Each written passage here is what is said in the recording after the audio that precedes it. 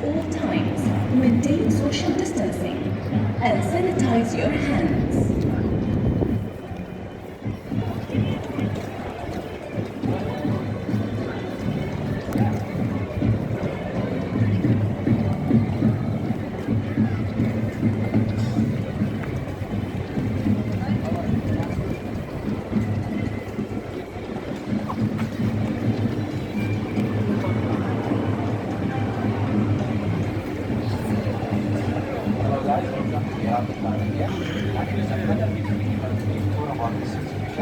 So first of all, if you notice, we have these simple circles on the ground behind you.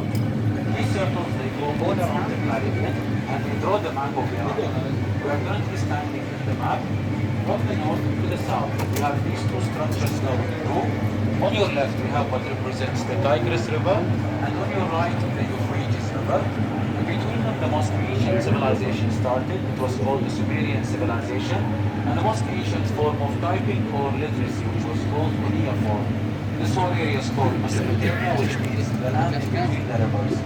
So now we're going to take a tour between the rivers and explore some of the historical sites available in Iraq.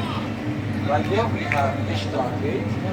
This gate was built by the king Nebuchadnezzar II in 575 BCE as a gift to the Babylonian goddess named Ishtar. That's why it was called Ishtar Gate. This was one of 8 gates protecting the inner walls of the city of Babylon. And the first road to be ever paved using tar was done behind that gate. It was connecting it to the Hanging Gardens of Babylon, which were considered one of the 7 wonders of the old world. After that we have Melwiya and Samarra. So Melwiya is an army corps which means spiral, and Samarra is where this is based in. So this was built back in the Abbasi period in the year 851 AD, and was basically the largest mosque back at that time. The mosque was the outside fenced area, and it was able to take up to 80,000 people who came and prayed in it.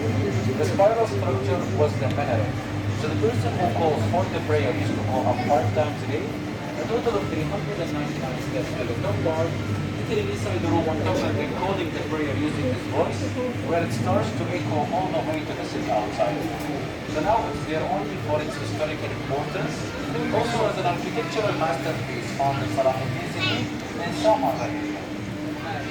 Right here we have a more natural place, which is called the Marshes or the Mesopotamian Marshes.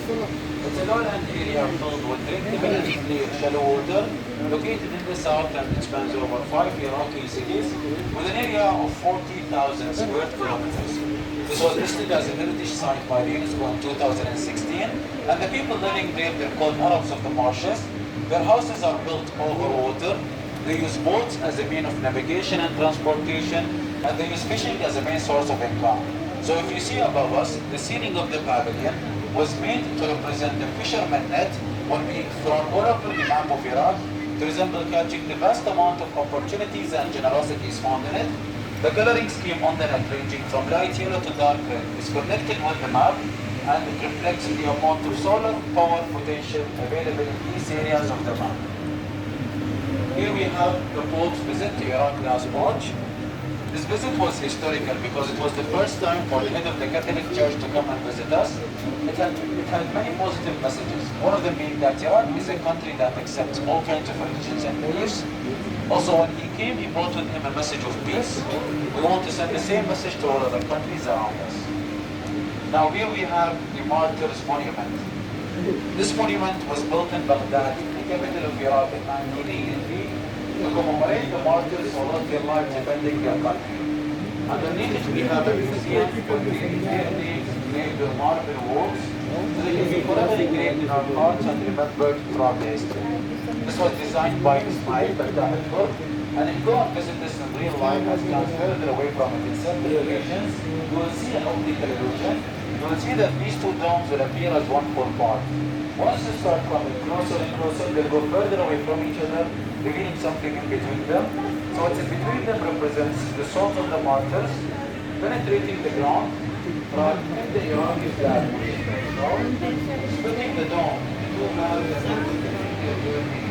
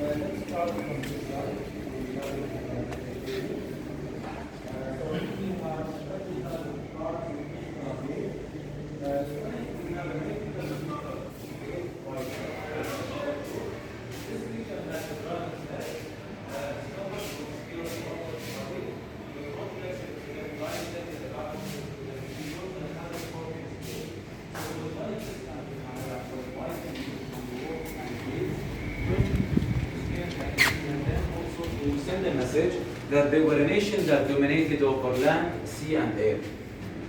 Here we have from the Assyrian period, King Ashur-bani-pal in his carriage going to hunt for lions.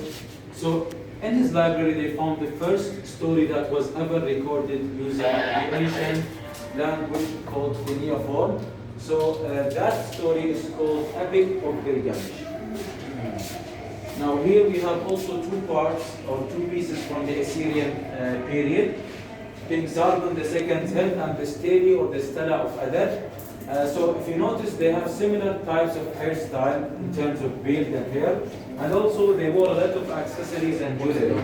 On their jewelry they had this type of engraving which represents the chamomile flower. You can see it here, and also many scientists for many years thought that this was actually a wristwatch. Later they found out that this was actually only an accessory with the engraving of the chamomile flower. So the stele or the stelas are pieces of stone used in the places of burial of like kings. And this here belongs to the king Adad Nirari II. On it we have lines in cuneiform describing his life, his accomplishments, and much more. Near his head we have some symbols representing the gods they were worshipping at that time. A more famous stele is Hammurabi's one. It's currently found in the Louvre Museum in Paris. So Hammurabi is known to be one of the Babylon civilization kings, and he was the king to write the first law. Part of that law is an eye for an eye and a tooth for a tooth. Here we have these two pieces from the Habar kingdom. So the Habar kingdom is comparably closest to us in terms of timeline. It's approximately 2,000 years ago. On the right we have the eagle from the Habar, and this was widely used near places of worship, and also it was used on the coins. Here we have the statue of the daughter of the king and queen of that time, and she was named after her mother because her mother, the queen, was per their laws the person who rules the land. Now we'll go to the next part. Please follow me. So here on the walls we have poems done by famous Iraqi poets in Arabic, mainly talking about their love towards their country. The person who wrote these poems is a talented young Iraqi calligrapher called Martyrs Monument. He came all the way from Iraq to do this work.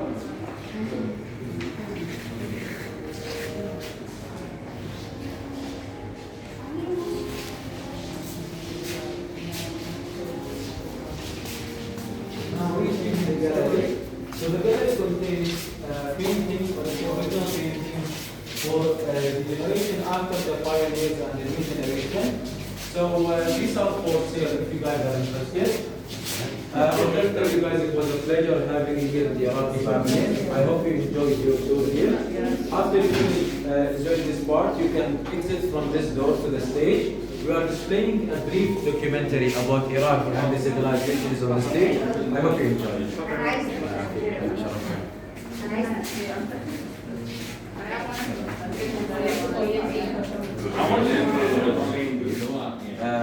Depends which one. Different, like $500, $3,000, different prices. And if you need like more information, you can take it.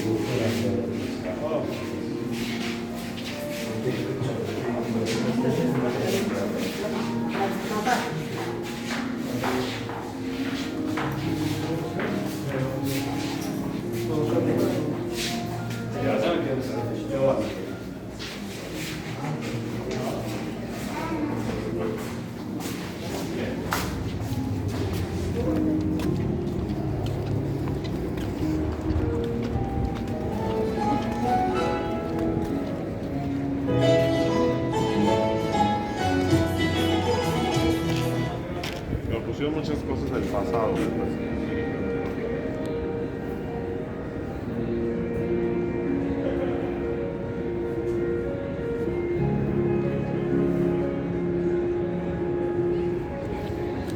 The story of writing, astronomy, and law.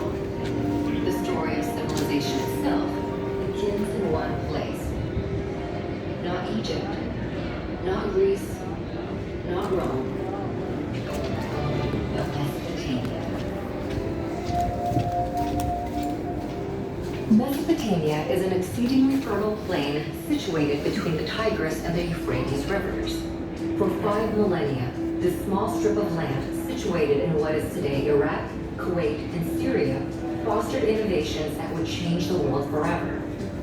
Inhabited for nearly 12,000 years, Mesopotamia's stable climate, rich soil, and steady supply of fresh water made it ideal for agriculture to develop and thrive.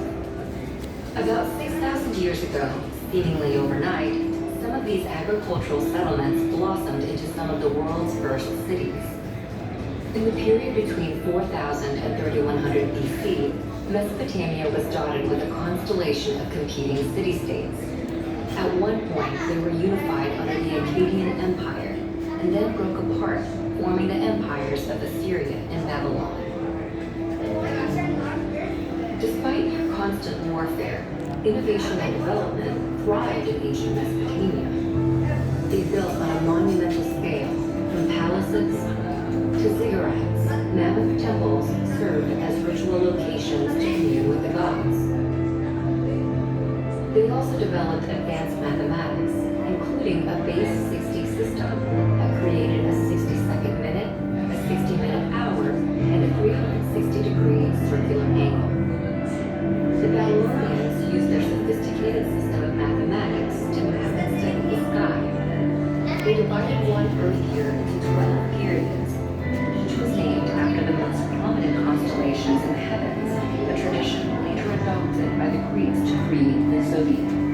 They also divided the week into 7 days, naming each after their 7 gods, embodied by the 7 observable planets in the sky. But perhaps the most impactful innovation to come out of Mesopotamia is literacy. What began as simple pictures scrawled into wet clay to keep track of goods and wealth developed into a sophisticated writing system by the year 3200 BC. This writing system would come to be called cuneiform in modern times and proved so flexible that, over the span of 3,000 years, it would be adapted for over a dozen different major languages and countless uses, including recording the law of the Babylonian king Hammurabi, which formed the basis of a standardized justice system. But Mesopotamia's success became its undoing. Babylon in particular proved too rich a state to resist outside envy. In 539 BC, the Persian king Cyrus conquered Babylon and sealed his control over the entirety of Mesopotamia. For centuries, this area became a territory of foreign empires. Eventually, Mesopotamia would fade, like its kings, into the mist of history, and its cities would sink beneath the sands of Iraq. But its ideas would prevail in literacy, law, math, astronomy, and the gift of civilization itself.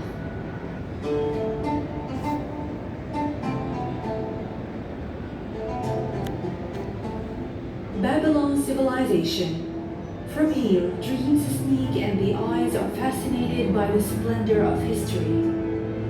The country of Babylon means in the Akkadian language, the gate of God.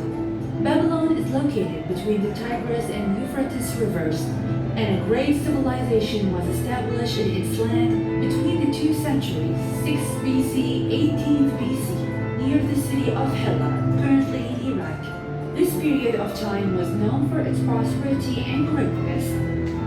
Hammurabi made development of laws that made it more like divine laws. It was a modern organization in all its fields, built temples, and the country under its rule reached the peak of its prosperity. It was followed by 5 powerful kings, bringing the number of the kings of Babylon to 11 kings, until the Golden Era, and the ancient civilization of Babylon extended in its golden age from 1594 BC to 1894 BC. And its people spoke the Semitic Akkadian language and wrote in cuneiform. In all the civilizations that passed through the world, there was a fingerprint that civilization left on the forehead of history. Among the most important achievements left by the Babylonian civilization behind it.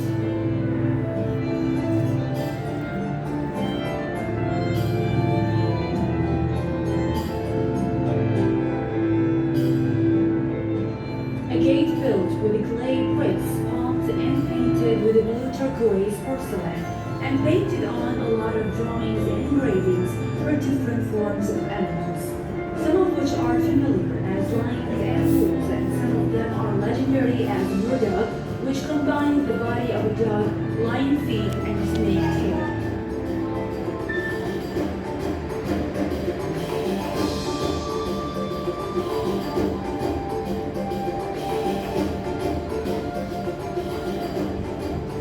The Temple of Babylonian Women, which means the Temple of the Great Lady, where the holy marriage ceremony takes place, and contains the holy well in which sins are washed.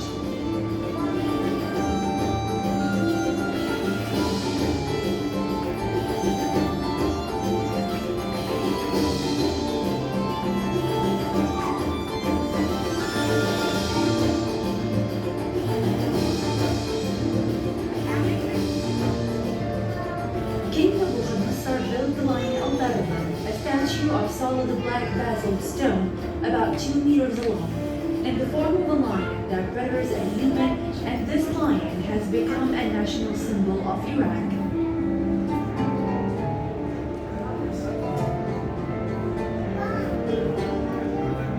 This palace represents a standalone city and the residence of the King of Babylon, and occupies the city center with an area of 52,000 square meters, and includes 200 different rooms of sizes and functions, the most important of which are the throne hall. Nebuchadnezzar says, I put its solid foundations and built it with bitumen and bricks, dragged bricks, and raised it on the height of the mountain, and I ordered to bring the great rice trees to its ceilings, and put it on its copper doors, and collected silver, gold, and great treasure in it. The city of Babylon was expanded under the rule of Nebuchadnezzar, which was from 562 to 605 BC.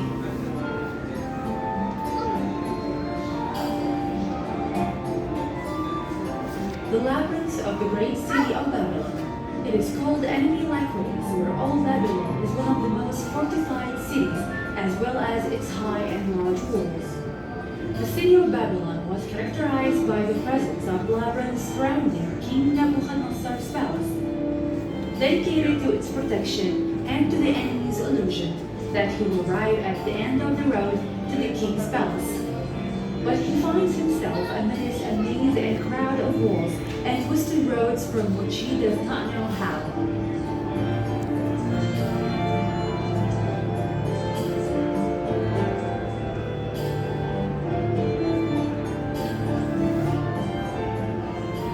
Number Tower, a high-rise building that supplies the world to complete a series of antique and amazing wonders.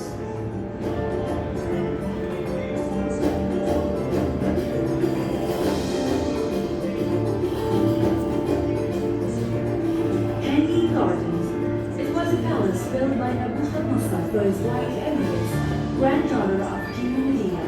Because of her nostalgia of her original home, she planted the balconies of the palace with plants and flowers similar to those in her homeland, and then left to hang downwards and appeared as if they were hanging in the air, and its beauty reached indescribable limits until it became one of the 7 wonders of the world.